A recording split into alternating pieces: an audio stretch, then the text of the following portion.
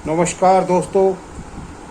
हिंदुस्तान के अंदर बिहार में शांति दूत हमारे मौलवियों का हिंदुस्तान को एक और उपहार। एक मस्जिद के अंदर बम बनाते हुए शांति दूतों का वो हाल हुआ कि शांति दूत जो कि अपने आप को एक वैज्ञानिक बोलते हैं और आए दिन नए नए आविष्कार करते हैं बमों के लिए, अब वही बम उनके ऊपर फूटने लगे हैं। और इस तरह से उनके ऊपर बम फूटने जायज़ हैं, क्योंकि वो बम अगर फूटेंगे तभी तो 72 हूरों के पास जाएंगे, 72 हूरों से उनका मिलान होगा। अल्लाह मियाँ उनको बोलता है कि तुम जल्दी जल्दी बम बनाओ और मेरे पास 72 हूरों के पास आते चले जाओ। आज हमारा देश एक तो आतंकवाद से लड़ रहा है, जो कि हमारे बॉर्डर पे बैठे हैं, और मौलवी रूपी हमारे यहाँ हिंदुस्तान के अंदर जगह जगह मस्जिदों में ये मौलवी बच्चों को पढ़ाने के नाम पर, जिहाद के नाम पर बम बनाते हैं और हमारे देश के अंदर अशांति फैलाते हैं। हमारा दिल्ली का केजरीवाल देखिए, हर मदरसे के अंदर हर मौलवी को तनख्वाह 15 से 18 हज़ार रुपये दे रहा है। मंदिरों के लिए जो कि सीधे साधे पुरोहित हैं, सीधे साधे पंडित हैं, उनको 1 रुपया भी तनख्वाह के रूप में नहीं देता। आज हमारे दिल्ली का अमानतुल्लाह खान बोलता है कि हिंदुस्तान के अंदर मस्जिदें तोड़ी जा रही हैं। मस्जिदें जब इतनी ज़्यादा बनाई जा रही हैं, अगर तोड़ी भी जा रही हैं, तो तेरे बाप का क्या जाता है अमानतुल्लाह। एक केजरीवाल की सरपरस्ती के अंदर ये इस तरह से पनप रहा है, इस तरह से फल फूल रहा है कि केजरीवाल भी मुस्लिमों का नेता बनता चला जा रहा है। कल तक जो चुनावों के टाइम के ऊपर हनुमान मंदिर में जाकर के हनुमान चालीसा का पाठ करता था, आज उसको कम से कम साल से 2 साल होते चले जा रहे हैं। एक दिन भी उसने हनुमान जी का नाम तो क्या, हनुमान जी के मंदिर में भी नहीं गया होगा, हनुमान जी का नाम भी नहीं लिया होगा। वो सिर्फ हम हिंदुओं से खिलवाड़ करना जानते हैं। हम हिंदुओं से इस तरह से खेलते हैं कि ये हिंदू तो पागल है, सनातन धर्मी है। इनके लिए जरा सा किसी भगवान का नाम ले लो, ये तुम्हारे सामने नतमस्तक हो जाते हैं। अरे ओ केजरीवाल, ध्यान से और कान खोल करके सुन ले, काट की हांडी एक बार चढ़ती है, बार बार नहीं चढ़ती है। और तेरे दिन भी बहुत ही जल्दी करीब आने वाले हैं, क्योंकि जो तू अपने आप को हिंदुओं का हितैषी बता करके बिजली और पानी का मुद्दा उठा करके हिंदुओं के ऊपर जो तू राज कर रहा है, उस राज का भी अंत बहुत जल्दी नज़दीक आने वाला है। और देखिए, जिस तरह से ये अराजक तत्व हमारे देश के अंदर, ये तो एक बिहार के अंदर बम फूटा है, बंगाल के अंदर देखो क्या हाल है। बंगाल के अंदर मुसलमानों जगह जगह बम हथियार लहराते हुए, नंगे हथियार ले जाते हुए घूम रहे हैं ममता बनर्जी के राज में, और ममता बनर्जी उनकी पूरी तरह से सरपरस्ती बनी हुई है। आज हमारे देश का वो हाल होने चला जा रहा है। अगर हमारे देश के नेता एनआरसी, एनसीआर, एनआरसी लागू करते हैं तो उसके ऊपर ये आंदोलन प्रदर्शन करते हैं कि हम एनआरसी क्यों लागू कर रहे हो। अरे एक बात बताइए, अगर हमारे देश के अंदर घुसपैठिए अगर बाहर चले जाएंगे तो हमारे देश के लिए फ़ायदे की बात है। नहीं, हमारे देश के मौलवी मुल्ला जितने भी हैं सारे आकर के एक चौराहे पे आकर के बैठ जाते हैं, टेंट लगा के बैठ जाते हैं, और हमारे देश के विरोधी उनके लिए बिरयानियाँ पका पका के खिलाते हैं।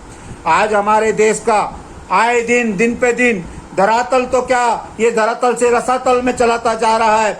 आज हम हिंदू लोग एक तरीके से, ये लोग हमारे ऊपर जितना भी दुष्कर्म और जितना भी हमारे ऊपर ये लोग अत्याचार करते हैं, और हम लोग थोड़े से बोलते हैं, 1-2 दिन बोलते हैं फिर चुप हो जाते हैं। इसके लिए भी हमारे लिए हमको कोई आंदोलन करना पड़ेगा, और आंदोलन बहुत ज़रूरी हो गया है। क्या तो इन देश विरोधी ताकतों को देश से बाहर किया जाए, अथवा इन लोगों के खिलाफ दंडात्मक कार्रवाई करी जाए। मैं सिर्फ इतना कहना चाहता हूँ कि हमारे देश के अंदर जितनी भी मस्जिद और ये मदरसे बहुत तेज़ी से फैलते चले जा रहे हैं, इसके लिए हमारे सुप्रीम कोर्ट को संज्ञान लेना चाहिए। हमारे सुप्रीम कोर्ट को इसमें हस्तक्षेप करना चाहिए, क्योंकि ये मस्जिद और जो मदरसे बन रहे हैं ये तालीम के लिए नहीं बन रहे हैं, ये आतंकवाद के लिए बन रहे हैं। और ये छोटे छोटे अड्डे आतंकवाद के लिए बन रहे हैं। याद रखो, अगर एक कॉलोनी के अंदर 1 से 2 मदरसे हैं तो समझ लो 1 से 2 वो आतंकवाद के अड्डे हैं। और उन आतंकवादों को, अड्डों को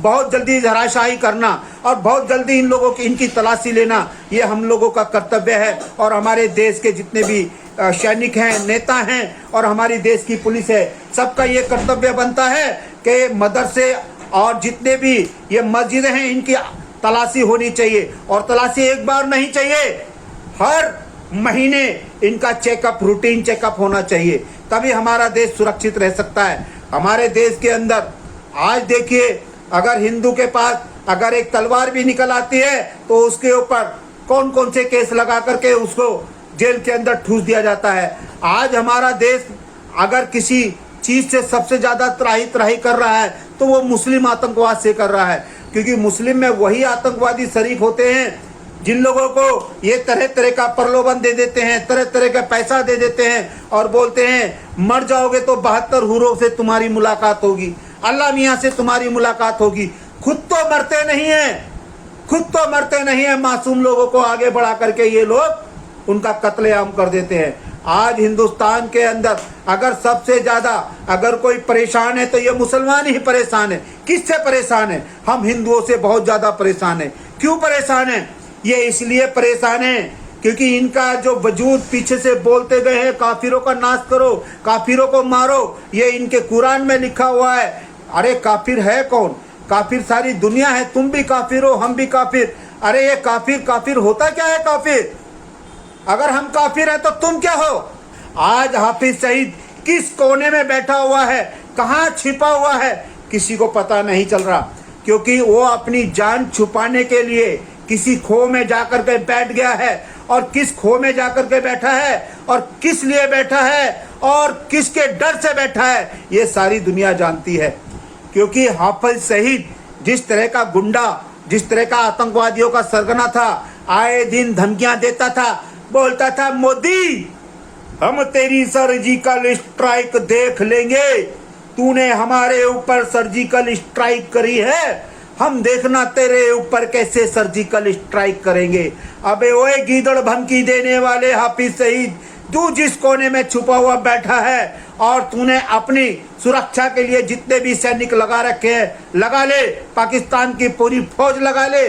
और तू जो भारत के अंदर जो मदरसों के अंदर, मस्जिदों के अंदर जिस तरह से तेरे लोग मदद पहुंचा रहे हैं, RDF पहुंचा रहे हैं बम बनाने के लिए, वो RDF हाफिज सईद बहुत जल्द तेरे सिर के ऊपर फूटने वाला है।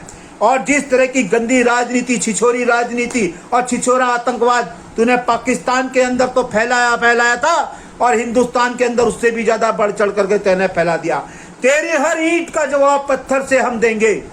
और वो वक्त भी अब आ गया है, जैसे तू अपना मुंह छुपा करके बैठा हुआ है पाकिस्तान के अंदर, के हिंदू लोग बहुत ज़्यादा गुंडागर्दी करते हैं या बहुत ज़्यादा किसी को परेशान करते हैं। अरे एक बात बताइए, ये तो हाथों हाथ सबूत ले लो। हाँ, ये दिल्ली का अमानतुल्लाह खां जो कि साफ साफ ये बोलता है, झूठा बोलता है कि मस्जिदों को तोड़ा जा रहा है, और झूठा ये बोलता है कि मुस्लिम सबसे ज़्यादा डरा हुआ हिंदुस्तान के अंदर रहता है। अरे अगर मुस्लिम डरा हुआ होता अमानतुल्लाह खान, तेरे मुंह से ऐसे अपशब्द नहीं निकलते हिंदुस्तान के लिए। जिस हिंदुस्तान की सरजमी पे पैदा हुआ, जिस हिंदुस्तान ने तुझे पढ़ाया, बढ़ाया, लिखाया, पढ़ाया और एक तुझे नेता बनाया, आज तेरे को संपन्न आदमी बना दिया, आज तू उसी हिंदुस्तान की बुराई करके सोचता है कि केजरीवाल के सर के ऊपर पाँव रख के दिल्ली का मुख्यमंत्री बन जाएगा। नहीं बनेगा, क्योंकि तू जो चाहता है वो कभी नहीं हो सकता। क्योंकि अगर दिल्ली की जनता ने अगर किसी बात के ऊपर आम आदमी पार्टी को वोट दिया, वो है बिजली पानी का मुद्दा। अगर आज बीजेपी या कोई और पार्टी बोलती है कि बिजली और पानी हम भी फ्री दे देंगे, तो आज केजरीवाल का दिल्ली के अंदर से नामो निशान मिट जाएगा। आज अगर तुम लोग मुसलमानों की, मस्जिदों की, मदरसों की राजनीति करोगे तो ये तुम्हारी राजनीति के अंदर और तुम्हारे चरित्र के अंदर आखिरी कील ठुकी हुई साबित होगी, और इस कील को कोई निकालने वाला पैदा भी नहीं होगा। आज अगर हमारा देश तरक्की कर रहा है तो ईमानदारी की वजह से तरक्की कर रहा है। आज हमारा देश अगर तरक्की कर रहा है तो ऐसे नेताओं की वजह से तरक्की कर रहा है जिनके आगे पीछे कोई नहीं है और वो सिर्फ देश की सोचते हैं और वो एक तरीके से 24-24 घंटे अपने समय को पूरा का पूरा देश के लिए, पूरा देश में अपना 24 घंटे लगा देते हैं काम करते करते, न रात की परवाह करते हैं न दिन की परवाह करते हैं। और हमारे देश का ये लक्कड़ बग्गा, ये नेता केजरीवाल हो गया, अमानतुल्ला, ये शियार रूपी भेड़िए जो कि देश को कभी भी लूटने खसोटने से बाज नहीं आते हैं और आए दिन उल्टी सीधी बातें करके देश के अंदर अराजकता का माहौल पैदा करते हैं, हिंदू मुस्लिमों के अंदर लड़ाई झगड़े करवाना चाहते हैं और ये वहीं जाकर के टिकते हैं जहां हिंदू विरोधी बातें होती हैं। जहां हिंदुओं के विरोध के अंदर जहर घोला जाता है वहीं जाकर के ये लोग जहर उगलते हैं। और इन लोगों की आए दिन यही एक प्रोपेगेंडा बन चुका है कि किसी भी तरह से इस देश के अंदर हिंदुओं को ही सताया जाए और हिंदुओं को ढंग से रहने नहीं दिया जाए।